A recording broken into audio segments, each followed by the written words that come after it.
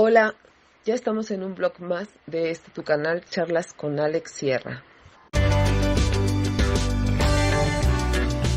Hoy vamos a hablar de la curva emocional del coronavirus, cómo ha pasado todo lo que hemos estado viviendo, lo que estamos viviendo, cómo lo vamos a pasar todavía después a nivel psicológico, a nivel emocional sobre todo.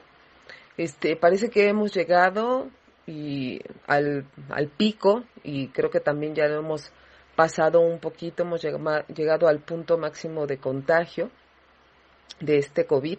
Incluso podemos contemplar ya la bajada en el número de infectados y de muertos, de los hospitalizados, con obviamente todo el personal exhausto en los hospitales que ya están pues experimentando un leve respiro.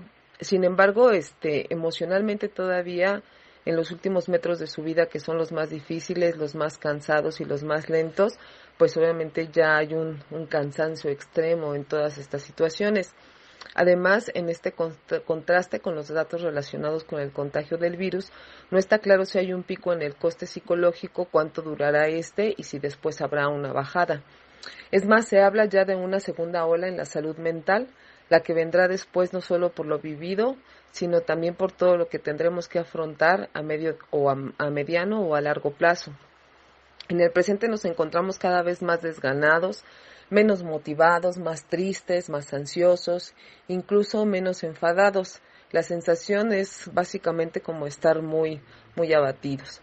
Pero obviamente, como ocurre en cualquier crisis, hay que tener en cuenta que su impacto emocional es también multidimensional.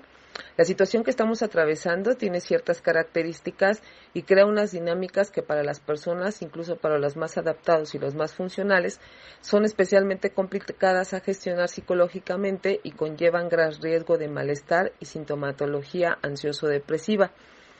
En esta crisis hay ciertas características que la hacen especialmente potente en su repercusión psicológica, obviamente porque se supone una falta de control.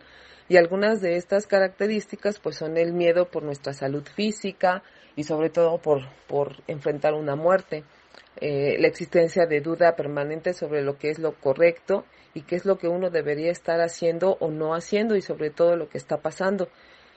Otro es el hecho que los que no son nuestra mayor amenaza son todos los demás humanos, incluidos nuestros más allegados. El aislamiento social que se produce a consecuencia de lo anterior y el estar esforzados a vivir sin futuro predecible y tener a todos nuestros planes en suspensión.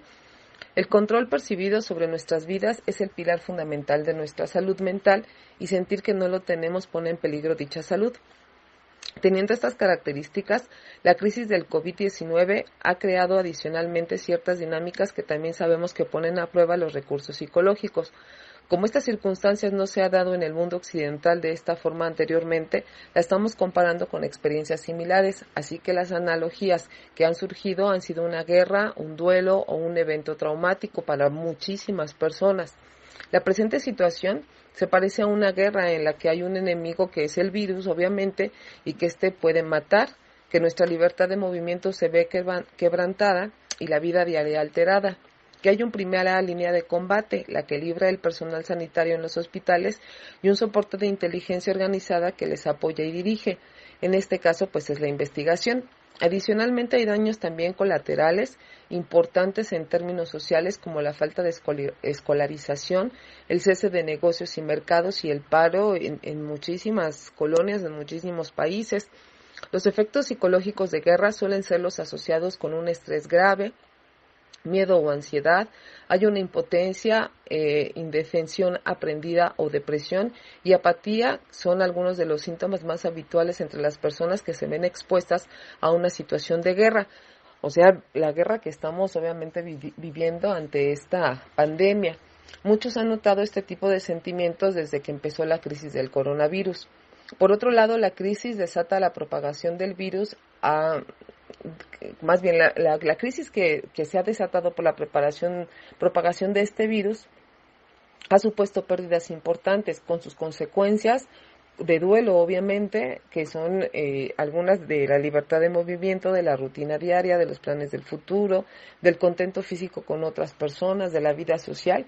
En muchos han supuesto la muerte de algún familiar cercano o la pérdida de un trabajo. Así que también hemos visto la reacción emocional ante estas pérdidas en línea con la teoría de las etapas del duelo. Y las etapas son la negación, la ira, la negociación, la depresión y la aceptación. En el principio de esta crisis y mientras se iba acercando, nos negábamos a creer que algo similar podría estar pasando en cerca de nosotros o con nosotros mismos.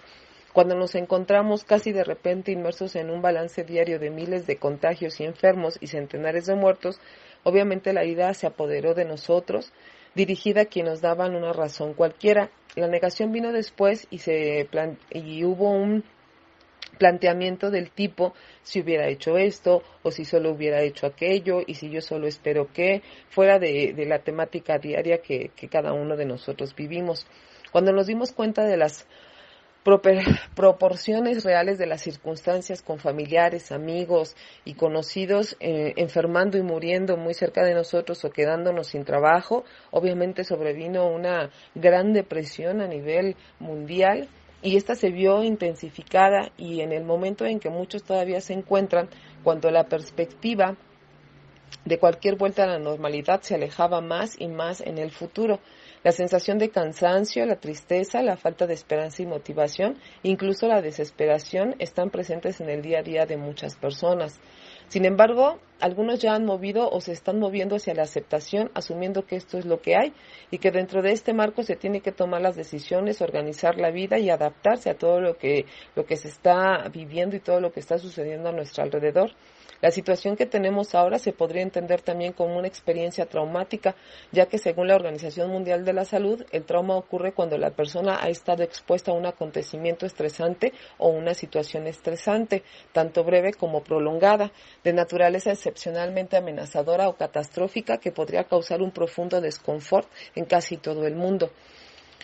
Otras características de una experiencia traumática son que ocurre de pronto, inesperadamente o fuera de toda norma, excede la capacidad que percibe el individuo para poder manejar la amenaza y perturba los marcos de referencia del individuo y que le sirven para entender y manejar el mundo. Sin duda, la crisis desatada por el COVID-19 cumple los criterios para una experiencia traumática. Cada persona sometida a una amenaza así reacciona de manera diferente y la gran mayoría no desarrolla un trastorno psicológico como tal, pero gran parte de las personas expuestas a un evento de estas características tiene como respuesta un temor inmenso, una impotencia o un horror ante la situación. En resumen, más o menos estamos viviendo actualmente circunstancias que ocurren en una guerra, un duelo o una experiencia traumática.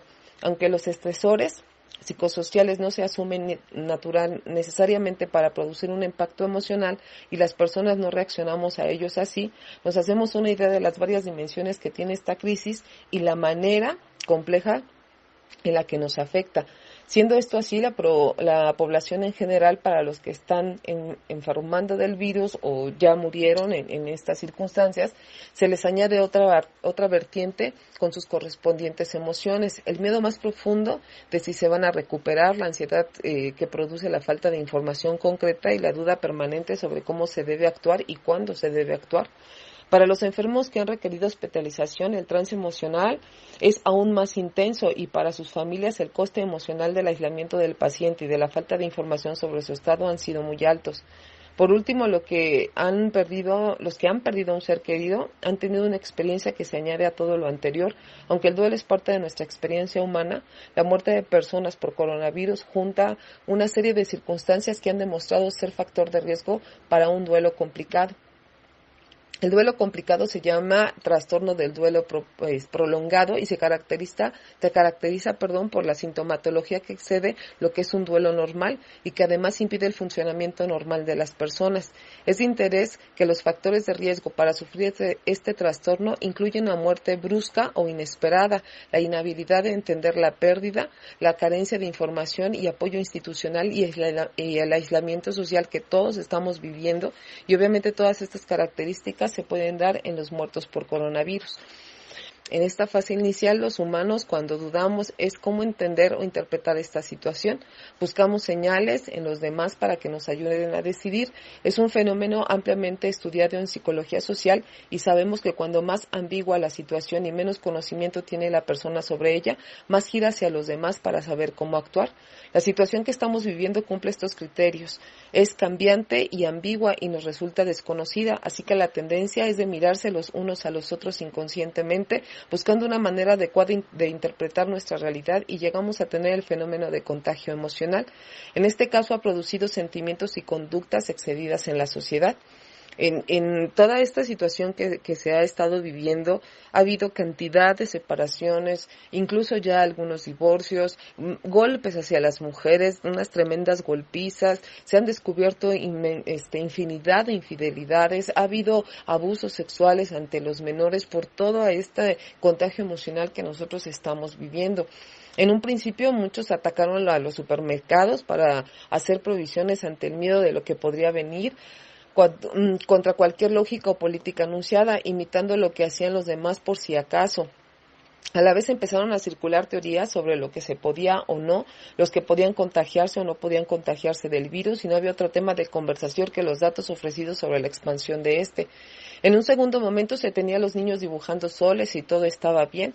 Otra vez, para apaciguar miedo, se mandaban a ritmos exagerados memes graciosos y se llegó a contactar con gente que hacía tiempo que no se contactaba, teniendo ya un punto en común y tema de conversación universal. La gente se reconfortaba intercambiando información, compartiendo historias y dando consejos. Se entró en un frenesí de levantar ánimos, intentar seguir adelante y buscar el punto positivo de la epidemia y el consecuente confinamiento.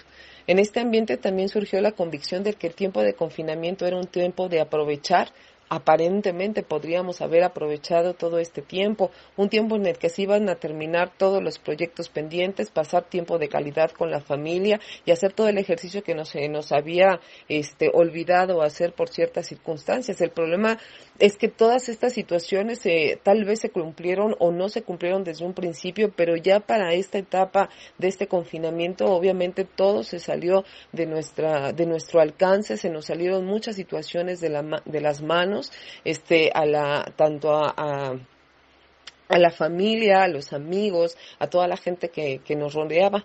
Mientras tanto, se acordó implícitamente en casi toda la sociedad que el impacto que más se recibiría y de los que despedíamos todos era un personal sanitario, y se organizaron grandes gestos de apoyo y agradecimiento, como el aplauso solidario en los balcones o en conciertos internacionales.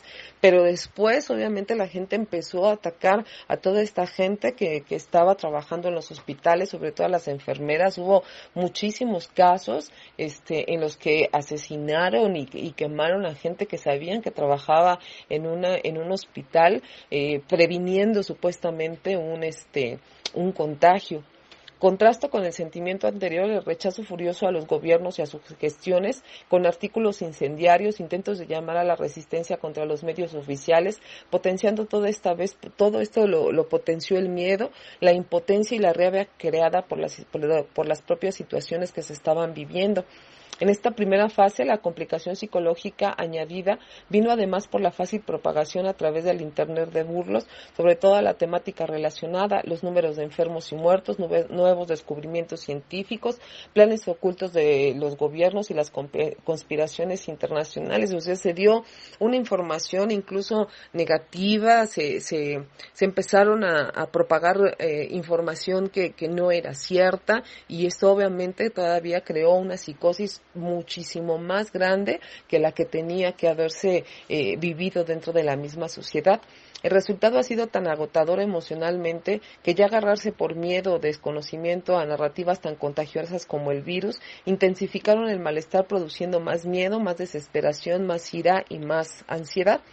En la fase actual, entrando en el tercer mes de tener a esta pandemia en nuestras vidas, el estado emocional de la mayoría de la población ha cambiado. Muchos han enfermado o lo ha hecho algún allegado, otros han perdido a un ser querido a causa del virus, y todos conocen a alguien que se ha visto afectado de una o de otra manera. Asimismo, son varias ya las semanas de confinamiento. el distanciamiento social de familias y amigos con todo lo que esto conlleva para el ser humano. El nivel del miedo ante la enfermedad y la muerte en general está bajando de manera importante actualmente. En la medida que se va profundizando en el conocimiento sobre cómo se comparte el virus y la eficiencia de unas medidas básicas, se recupera cierta sensación de control. Hay ciertas cosas que se pueden hacer para protegernos y por consecuencia se ha reducido un poco la ansiedad. Sin embargo, la realidad que supone un confinamiento largo pesa anímicamente cada vez más. La mayoría de los proyectos planeados en una equivocada interpretación del tiempo en casa como tiempo de vacaciones se ha quedado a medias o no, ni siquiera muchos lograron empezarla. Se ha tenido que negociar trabajos y estudios telemáticos, compras, comida, limpieza y falta de espacio adecuado desde el punto de vista práctico y de carga emocional que supone no tener las relaciones y las rutinas habituales desde un punto de vista psicológico. Las intenciones frustradas en combinación con la presión de seguir con normalidad están produciendo cuadros de desgane, dejadez, tristeza o irritabilidad. Estos sentimientos se ven acompañados de malestar físico e insomnio. Hay mucha gente que pensó que tenía este virus y la realidad es que ya era a nivel emocional lo que ya ellos estaban viviendo, los síntomas que ellos estaban presentando.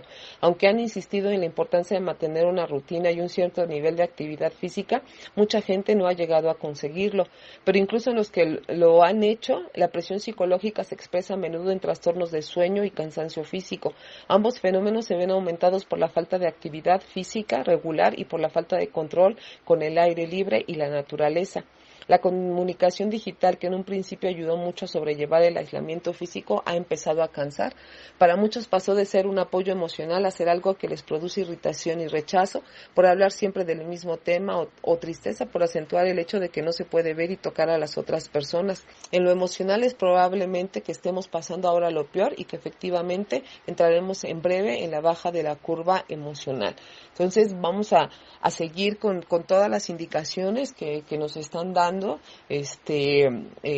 Susana distancia, todos los métodos que tenemos que tener, el cubrebocas, el gel, que yo creo que sería bueno que se quedara permanentemente, el poder ser un poco más educados en nuestra vida diaria, empezar a preocuparnos por los demás y obviamente la gente que ha obtenido esa fortaleza a través de todo lo que se vivió, pues obviamente tratar de ayudar a las personas que han quedado débilmente o débiles emocionales, o débiles mentales por todo lo ocurrido. Creo que es tiempo que tenemos que redoblar esfuerzos para poder ayudar a la persona que está cerca de nosotros, porque salir de todo esto pues va a ser todavía un poco más complicado en la cuestión mental, en la cuestión física y en la cuestión económica. Entonces creo que es momento de replantear cómo vamos a vivir lo que viene después de todo lo que se vivió en esta pandemia. Espero que tu familia esté bien, espero que la situación emocional que estés pasando te haga más fuerte y si no, pues es momento de buscar ayuda. Cuídense mucho. Que toda esta situación hayan aprendido algo, porque todo lo que se ha vivido ha sido para aprender algo y necesitamos encontrar qué fue lo que aprendimos de toda esta situación. Les mando un fuerte abrazo, muchísimas bendiciones y nos vemos en otro blog más de tu canal Charlas con Alex Sierra.